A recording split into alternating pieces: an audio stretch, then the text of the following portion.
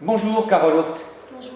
Vous êtes professeur documentaliste détaché au CLEMI et vous venez d'intervenir au deuxième colloque Au doigt et à l'œil qui se déroule en ce moment au Rocher Palmer de Senon. Vous êtes intervenu dans l'atelier L'intelligence collective partagée. Tout d'abord, bon nombre d'enseignants le savent, mais qu'est-ce que le CLEMI? Alors le CLEMI est le centre de liaison de l'enseignement et des médias d'information.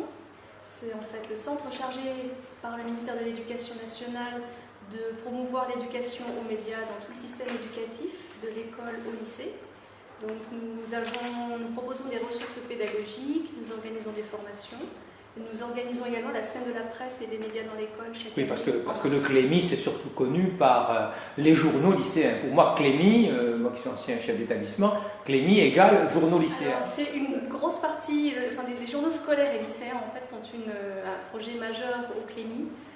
C'est vrai que dès l'origine, dès la fondation du CLEMI en 1983, donc Jacques Gonnet, qui était le premier directeur du CLEMI, avait donné toute leur place aux journaux scolaires et le CLEMI a toujours œuvré pour que soit reconnue cette presse si singulière. Et le CLEMI a beaucoup fait pour le droit de publication des lycéens qui a abouti en 1991 à une circulaire leur donnant la responsabilité de publication, en tout cas la possibilité d'être responsable de publication.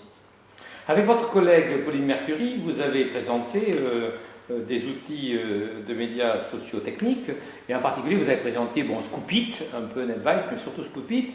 Moi, la question que je souhaiterais vous poser, c'est en quoi des outils de médias socio-techniques du type Scoopit concourent-ils à créer de l'intelligence collective partagée? Donc, ce que nous proposons sur le Scoopit créé avec Pauline Mercury, ce sont des billets publiés sur des blocs scolaires initialement, de l'école au lycée. Donc cette page qui s'appelle des élèves rassemble des billets sur des thèmes assez hétéroclites et nous espérons toujours par ce biais-là pouvoir permettre à des élèves rédacteurs de prendre connaissance de ce qui se fait sur d'autres blogs, de manière à les inciter en fait à aller sur ces autres blogs, puis à se commenter les uns les autres après s'être lus, voilà, de façon à ce qu'il y ait des interactions entre eux.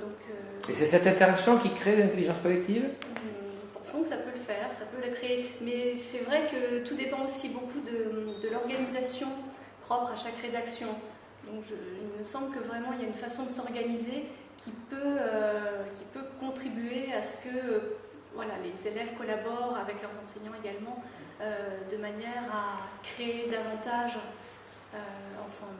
Alors je n'en ai pas parlé tout à l'heure, mais sur Bordeaux, j'ai fait l'interview d'un professeur documentaliste et du chef d'établissement de l'établissement où il exerce. Ils étaient tous les deux nouveaux. Il s'agit du lycée Saint-Louis de Bordeaux.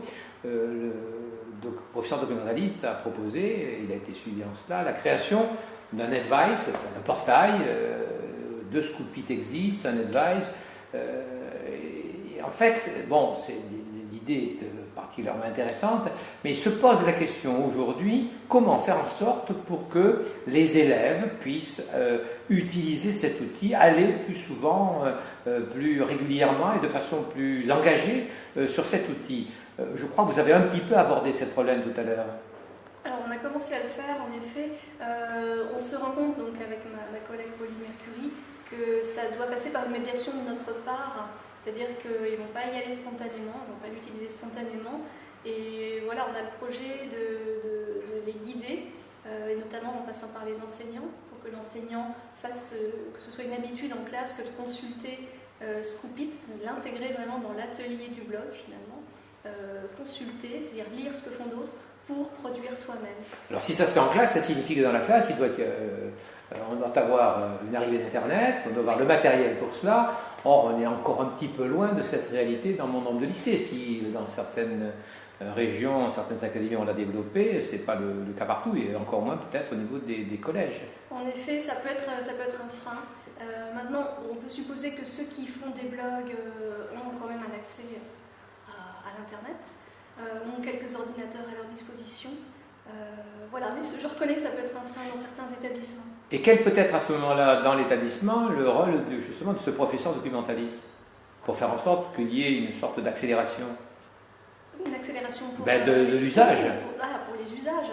Eh bien, moi je pense que, comme je l'ai un peu dit tout à l'heure, une entrée première consiste à utiliser un site de partage de signés, ce qu'on appelle le bookmarking social.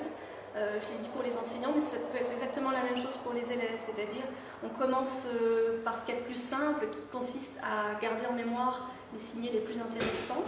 Et comme il y a différents niveaux d'utilisation sur ces outils qui sont dits Go ou Delicious ou d'autres, on peut petit à petit améliorer sa pratique du signé, c'est-à-dire on commence par simplement garder l'adresse URL en mémoire, on applique des mots-clés, puis petit à petit on s'aperçoit que c'est en réseau qu'on peut enrichir son corpus et puis petit à petit s'insérer dans un réseau de partage. Voilà, en s'abonnant au signet d'autres personnes, en permettant qu'on s'abonne aux nôtres. Est-ce que vous pensez que ce type d'initiative doit être accompagné par de la formation et par de la formation sur place, dans l'établissement, regroupé? Comment vous le voyez cela? Pour les enseignants? Oui. Oui, sans doute, oui. Oui, je pense que les cliniques académiques peuvent tout à fait jouer ce rôle, a priori. Mais je pense qu'en effet, il faut de la formation, il faut des actions inscrites au plan académique de formation. Donc, si je comprends bien, l'usage de ces outils nécessite que les enseignants soient formés et que les enseignants accompagnent peut-être encore davantage les élèves. Oui, tout à fait, je pense. Merci.